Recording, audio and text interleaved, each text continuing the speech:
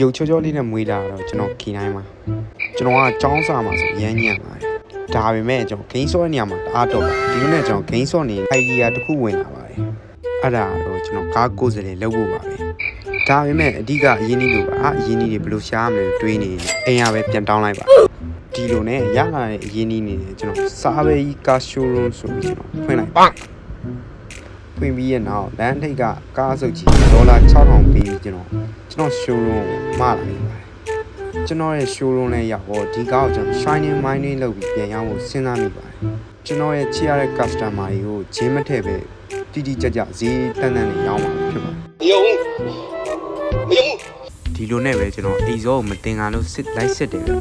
စီးမှုတ်ကျွန်တော်လိုက်စစ်ကြည့်ရယ်ဒီမှာတော့မတွေ့ပြကျွန်တော်အောက်ပတ်လေးကိုကြည့်တာအောက်ဘက်မှာအပေါက်ကြီးဗျာဒီမှာကျွန်တော် customer ဘယ်လိုလုပ်ရောင်းမလဲကျွန်တော်ဒီလိုမျိုးဆိုမရောင်းတော့ဘူးကျွန်တော်ဒါကိုအစ်စ်လဲရင်ကောင်းမလားကျွန်တော်တွေးကြည့်လိုက်တယ်ကျွန်တော်စဉ်းစားရမလားအစ်စ်ပဲလဲလိုက်ရင်ကောင်းမလားဘာညာပေါ့အဲ့လိုနဲ့ပဲကျွန်တော်ဆိုင်မှာတော့ဝင်မယ်ပေါ့နော်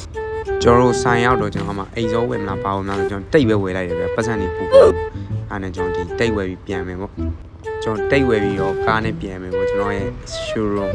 ဟိုကျွန်တော်ထွက်မှာဟိုရင်တိုင်းပြောကျွန်တော်နဲ့ကျွန်တော် showroom ပြန်ရောက်တယ်ပြန်ရောက်တော့မှကျွန်တော်ပြန်စစ်တယ်ပြန်စစ်တော့ဒီမှာအပေါက်တစ်ပေါက်တူတယ်ဆိုကျွန်တော်တိတ်နဲ့ကတ်လိုက်တယ်အပေါက်ကတစ်ပေါက်တည်းမှုတ်ပြန်ကျွန်တော်နှစ်ပေါက်တော့ကျွန်တော်ဟိုပတ်တီပိုင်းလိုက်စစ်တယ်ဗျအဲ့ဒါမှကျွန်တော်ပြောင်းတော့ပေါက်က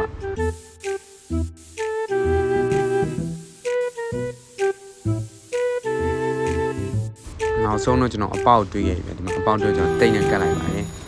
ဒီပြီးပါရဲ့ဗျဒါပြီးရနေကျွန်တော်ကားကိုရေတခြားဆေးရုံဗျဒီကျွန်တော်ရေဆေးနေတယ်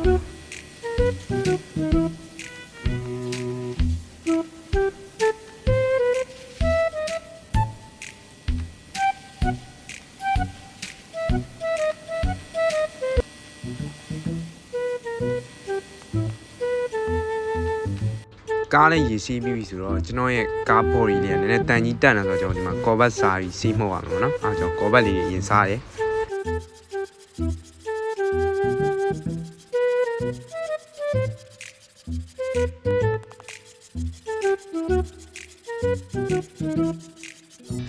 โอเคဆိုတော့ကျွန်တော်ကော်ဘတ်လည်းစားပြီးသွားပြီဆိုတော့ကျွန်တော်ဒီမှာပတ်တီးလေးပြန်ရရမယ်ဗျအဲ့တော့ကျွန်တော်ဒီမှာ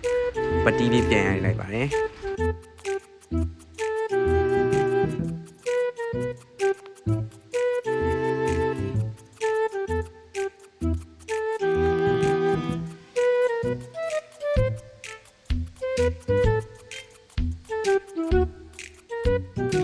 ခေကျွန်တော်ပတ်တီးလေးရိုက်ပြီးသွားပြီကျွန်တော်ကော်ဘတ်အချော်လေးစားရွာဆိုကျွန်တော်ဆေးမှုတ်ရပါမယ်အဲဒါကြောင့်ကျွန်တော်ကားလေးကျွန်တော်ဆေးမှုတ်ပါမယ်ဗျာကျွန်တော်ဆေးမှုတ်တော့ကျွန်တော်လက်ရတည်တတ်မှုက original ဆေးသားနဲ့တစ်ထပ်တည်းတူပါတယ်ဗျာကျွန်တော်လက်ရအားနဲ့ကျွန်တော်မှုတ်လိုက်တယ်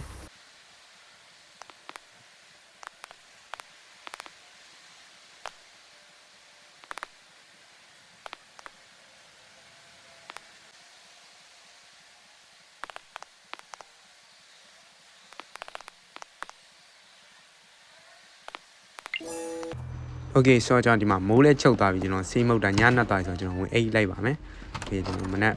ကြာရင်လုတ်ပြန်လုတ်မှာပေါ့နော်ကျွန်တော်အိတ်လိုက်ကျွန်တော်စောစောထားရမယ်ကျွန်တော်7 နာရီထားလိုက်မယ်မနက်ကြာရင်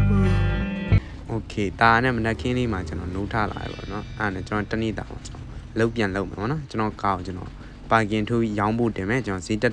အော်ပတ်လေမှန်ကန်ညောင်းနေကျွန်တော်ဒီဒေါ်လာ6000နဲ့ကားစုပ်ကြီးကျွန်တော်ကြီးမွားဖြစ်တယ်ကျွန်တော်တက်လိုက်ဆင်းလိုက်နေပေါ့နော်ကျွန်တော်ကားကိုကျွန်တော်နှမျောတာပဲရောင်းရမှာကျွန်တော်တကယ်နှမျောပါတယ်နှမျောပေမဲ့လည်းကျွန်တော်ရောင်းအောင်မယ်ဆိုတော့ဓပုံရိုက်ရောင်းဖို့တင်မှာပေါ့နော်ဟိုကျွန်တော်ဓပုံရိုက်တယ်โอเคကျွန်တော်ဖင်လေးပါရိုက်ပြီးလိုက်အောင်ဒီကားနောက်ဖင်လေးပြီးကျွန်တော်ကားမှာအော်ကျောင်းတော့အော်ပတ်လေနဲ့ကျွန်တော်တင်ရဗျကျွန်တော်အမဓပုံနေပါဘာညာတော့ဗျကျွန်တော်စာလေးပါလေးရေးပြီးတင်လိုက်ကျွန်တော်အော်ပတ်လေမှန်ကန်ညောင်းပေါ့ကျွန်တော်ဝယ်တာနဲ့ပြင်တာနဲ့ဆိုကျွန်တော်ဒေါ်လာ6500လောက်ကုန်တယ်ဒါမှမဟုတ်ကျွန်တော်1300ထားတယ်အမတခုတူလို့ကျွန်တော်နင်းပိတ်ရိုက်လိုက်ပါဒီโอเคဆိုတော့ကျွန်တော်ဒီမှာကားလာတော့ကျွန်တော်ခေါ်တာ1900နဲ့53သူကဘယ်လောက်လဲဆို9400နဲ့စစ်တယ်ဗျာဒါမှမဟုတ်ကျွန်တော်မရအောင်ကျွန်တော်သူ1000လောက်ထိ short ပြီးဒါမှမဟုတ်သူက9900နဲ့ဈေးပြန်စစ်တယ်ဗျာအဲကျွန်တော်မောင်းထုတ်ဝင်မောင်းထုတ်ပြီးကျွန်တော်ပြန်ထားတာ9900ဗျာအဲကျွန်တော်နောက်ဆုံးသူ့ကို9000နဲ့ပေးမယ်ကျွန်တော်ဆုံးဖြတ်ပြီးကျွန်တော်9000နဲ့ပေးလိုက်တယ်ဗျာကျွန်တော် offer လဲဆိုကျွန်တော်ပြောင်းအောင်နဲ့သူဒါမှမဟုတ်8000ပဲပေးလိုက်တယ်အဲ့နဲ့ကျွန်တော်သူ့ချူချူတတနဲ့ပဲမရောင်းဆိုတာကျွန်တော်ပြောလိုက်တယ်ဗောနော်ကျွန်တော်ကအော်စီးပြမရောင်းဖိုင်လေး ဒီလိုနဲ့ပဲဒီ customer လေးကကျွန်တော်စိတ်ကောက်ပြန်သွားရပါတော့ဒါပေမဲ့ကျွန်တော်စိတ်တော့မကြပါဘူးနောက်တစ် customer တယောက်ထပ်ဆောက်နေပါဒီမှာပြောရင်ဆိုရင်ဒီမှာ customer အမကြီးချောလေးနဲ့လာဝယ် မောင်လေးဒီကအော်စီရလားပြကြအင်ဂျင်နီဘာရောကောင်းရလား သူကအဲ့လိုမေးလာတော့ကျွန်တော်လည်း original စစ်ကြောင်နဲ့ကျွန်တော်ဘယ်လောက်တော့ပေါင်းကြောင်နေကျွန်တော်ကြွားလုံးထုတ်ပြီးတော့သူ့ရောင်းလိုက်ပါတော့1000နဲ့သူ့ကျွန်တော်ဈေးခေါ်လိုက်တယ်သူက9300ရမလားသူက8000ရမလားထပ်မေးရဗျကျွန်တော်လည်းသူ့စဉ်းစားလိုက်တယ်ဗျဘယ်လောက်နဲ့ပြင်အောင်အစကျွန်တော်9500နဲ့ရောင်းမှုရဒါပေမဲ့9500နဲ့မကောင်းပါဘူးလေးကျွန်တော်9000နဲ့ပဲပြလိုက်တယ်ဗျရုပ်ချောလုံးတော့ဒါပေမဲ့သူဘယ်လောက်စစ်လဲဆိုတော့8100အဲ့ဒါနဲ့ကျွန်တော်လည်း900လောက်ဘာမှဖြစ်ပါလို့ရောင်းလိုက်တယ်ဗျ Okay ဆိုတော့အပိုင်းတစ်တွေကတော့ဒီမှာပဲပြီးသွားပြီပေါ့နော်နောက်ပိုင်းတွေလာပါ